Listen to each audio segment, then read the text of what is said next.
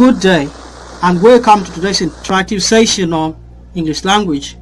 The aspect is comprehension and the topic is reading non-fiction. What's the topic? Reading non-fiction. What are the listening objectives for the day? One is explain non-fiction, discuss features of non-fiction, then list the forms of non-fiction, thereafter read a passage of non-fiction to answer questions. Can you say them again? Explain non-fiction, discuss features of non-fiction, then list the forms of non-fiction. Thereafter read a passage of non-fiction to answer questions. Okay, let us look at the meaning of non-fiction. What is non-fiction? Non-fiction is a piece of writing that is factual, that speaks about something true. It is based on truth and not imagination. Now, features of non-fiction. How do we know that a piece written is an example of non-fiction? It is based on research. Non-fiction is based on research. The writer may do a proper research, then write in respect to that. It's always based on research and practical experiences. Someone's practical experiences are captured. It has an author who is mostly a part. The setting is real. Where it takes place and when is not always imagined, because it captures things we know. It captures periods in history we know. It has a target audience. It targets people who may read, like a scientific research presently on coronavirus. Anything published should be read by people in the field, in the medical profession, or even us. It captures peculiar occurrences it already know. Non-fiction can be any of biography, that is someone's life history written by another. It can be autobiography, someone's life history written by himself or herself. It can also be a memoir or memoir, which has to do with the daily recording of one's events of the day in diary. It can also be a scientific article. That should be articles written after a thorough scientific investigation. Reading to answer questions on non-fiction piece. You read this to answer questions. I was born in Tokau, near Hillsborough, in Talbot County, Maryland. I have no accurate knowledge of my age, never having seen any authentic record containing it. None of the slaves know as little of their ages as horses know of theirs, and it is the wish of most slave masters to keep their slaves thus ignorant. I do not remember to have ever met a slave who could tell of his birthday. A want of information concerning my own was a source of unhappiness to me, even during childhood. The white children could tell their ages. I could not tell why I ought to be deprived of the same privilege. I was not allowed to make inquiries from my master concerning my birth. He deemed all such inquiries on the part of a slave improper and impertinent, and evidence of restless spirit. The nearest estimate I can give makes me now between 27 and 28 years of age. I could come to this from hearing my master say something during 1835. I was about 17 years. My father was a white man. He was admitted to be such by all I ever heard speak of my parentage.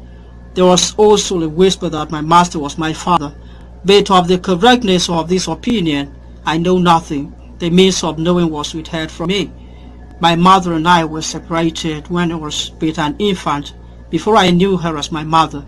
It is a common custom in the part of Maryland from which I live to part children from their mothers at a very early age. Frequently, before the child has reached its 12th month, his mother is taken away from it and hired out on some farm a considerable distance off, and the child is placed under the care of an old woman, too old for field labor. For what this separation is done, I do not know, unless it was to hinder the development of the child's affection towards his mother, and to bluntly destroy the natural affection of the mother for the child. I never saw my mother more than 4 or 5 times in my life. Each of these times was very short, usually at night. She made a journey to see me in the night, traveling the whole distance on foot after the day's work. She was a field hand, and the whipping is the penalty of not being in the field at sunrise, unless a slave has special permission from his or her master. I do not recollect ever seeing my mother by the light of day. She was with me in the night. I would sleep thinking she would be with me, but before I woke up she was gone. She died when I was about 7 years old, on one of my master's farms near Lee's Mill. I was not allowed to be present during her illness, at her death or burial. I take it again. I was not allowed to be present at her illness, at her death or burial. She was gone long before I knew anything about it. I received the news of her death with much the same emotions I should have felt as the death were stranger. She left me without any intimation of who my father was. I had 2 masters. My first master was Anthony. I do not remember his first name. He was generally called Captain Anthony. He was not considered a rich slaveholder.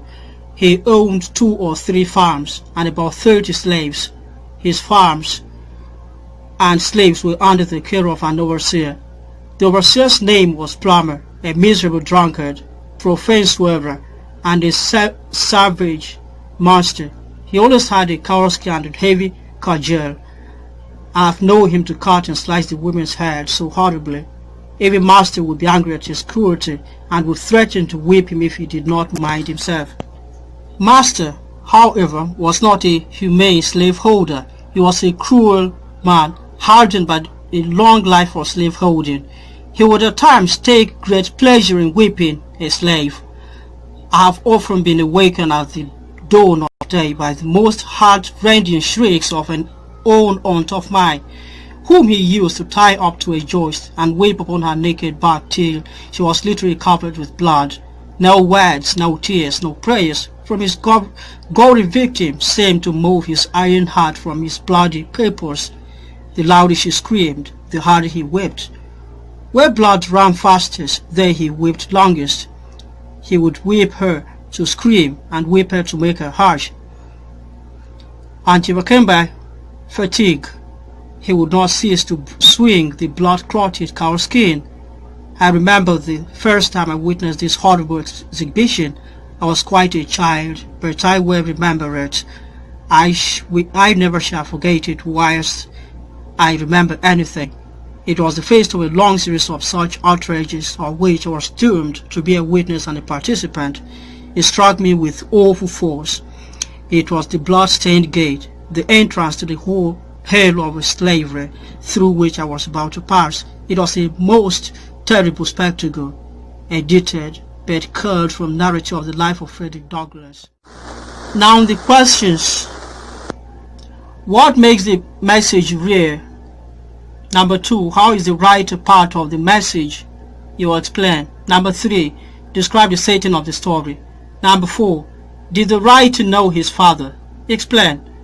Number 5, state 2 challenges one faces being a slave as recorded in the passage. Number 6, why were infants separated from their mothers?